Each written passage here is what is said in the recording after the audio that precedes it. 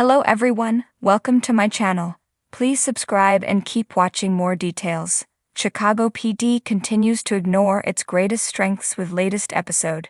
Seen and Unseen ended on a high note. The Chicago PD episode wrapped up Kim Burgess, Marina Squirciati, deciding to focus on what matters most, which is her romance to Raffiance, Adam Ruzick, Patrick John Pfluger, and the two of them decide to get a hotel for the weekend. They get a sitter from Michaela, Ramona Edith Williams. Don't worry. It was nice to see, but it was too little too late for an episode that repeated the mistakes of so many other season 12 entries. Seen and Unseen largely focused on Burgess working a case at a diner she frequents. It was entertaining enough and gave Marina Squirciati a chance to flex her acting ability, but it bypassed all the emotional connections and relationships that fans have been wanting to see.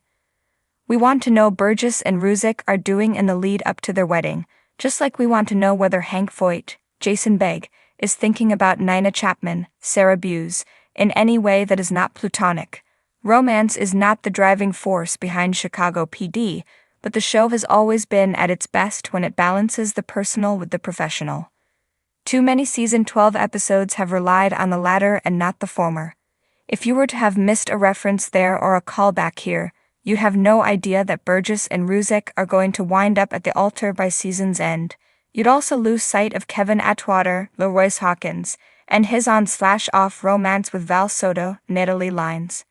Chicago Fire and Chicago Med have done an exemplary job of balancing these two storytelling facets.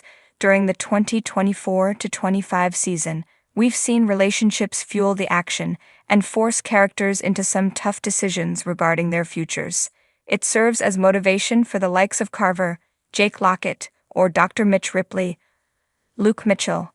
Even when things go awry, it's worth noting that Chicago Fire and Chicago Med have consistently drawn higher ratings among Chicago fans.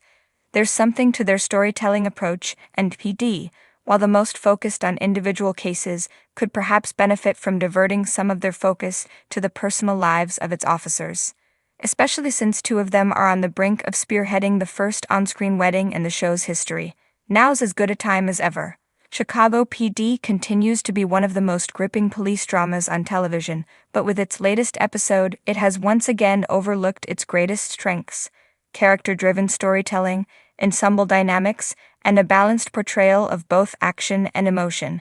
Instead, the series seems intent on veering too far into procedural territory, neglecting the very elements that once set it apart from its genre competitors.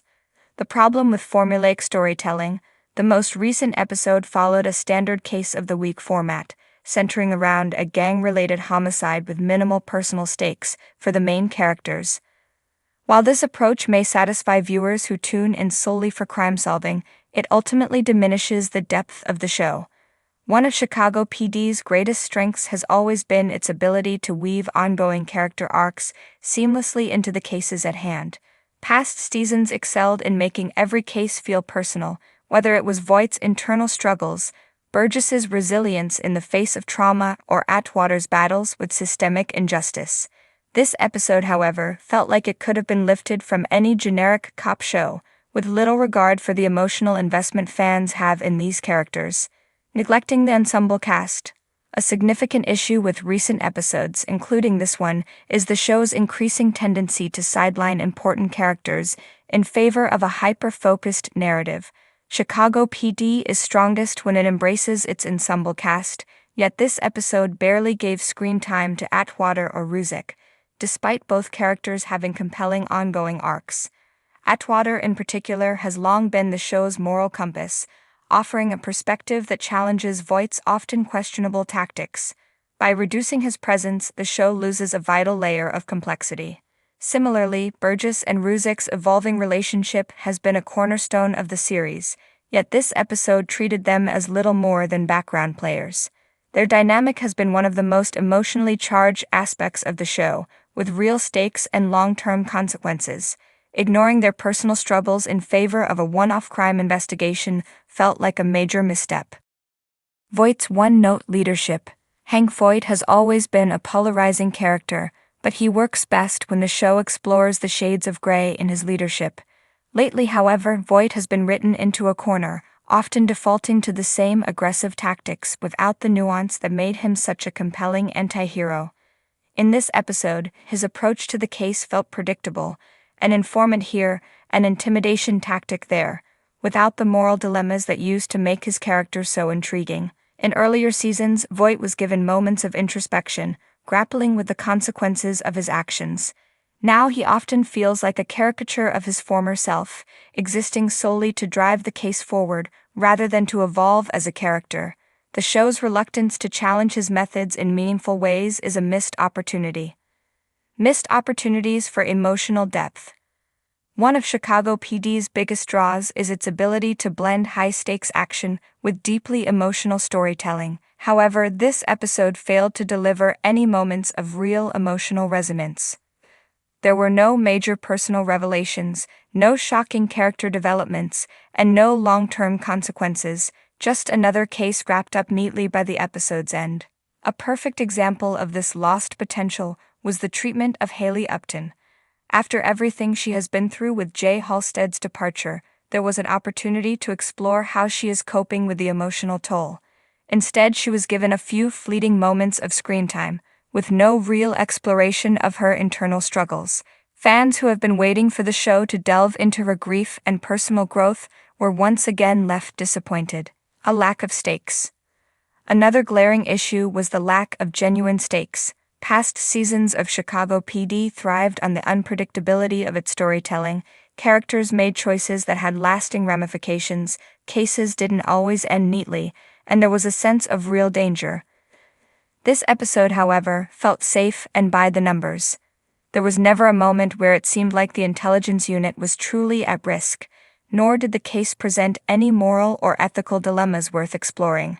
What made episodes like Reckoning or No Regrets stand out in past seasons was their willingness to shake up the status quo. Whether it was a major betrayal, an unexpected death, or a character forced to confront their darkest fears, these episodes left a lasting impact. The latest installment, by contrast, felt like filler. How Chicago PD can fix these issues. If Chicago PD wants to reclaim its former glory, it needs to return to what made it great in the first place. Prioritize character development. Every case should have some connection to the character's personal struggles. Even if the crime itself isn't groundbreaking, the emotional journey should be. Balance the ensemble cast. The show must ensure that every character gets their due, rather than focusing too heavily on just one or two members of the team. Reintroduce moral complexity. Voight's leadership should once again be put under scrutiny, with different characters challenging his methods and forcing him to evolve. Raise the stakes. Cases should have long-term consequences, rather than being neatly wrapped up within 42 minutes. Lean into emotional storytelling. Moments of personal struggle, grief, and triumph should be at the heart of the series, rather than being sidelined in favor of action sequences. Conclusion. Chicago PD has proven time and again that it has the potential to be one of the best police dramas on television, but episodes like this latest one show a frustrating reluctance to embrace that potential. The series needs to move away from procedural storytelling and refocus on the emotional depth, character relationships, and moral complexities that made it stand out in the first place. Otherwise, it risks becoming just another crime show, rather than the must-watch drama it once was.